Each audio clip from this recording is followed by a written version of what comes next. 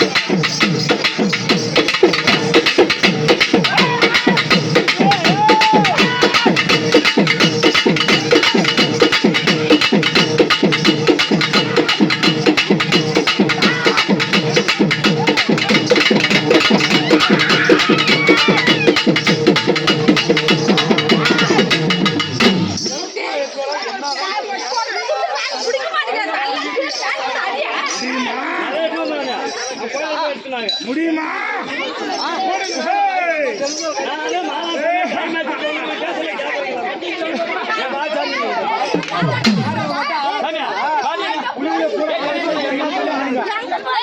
சாமியா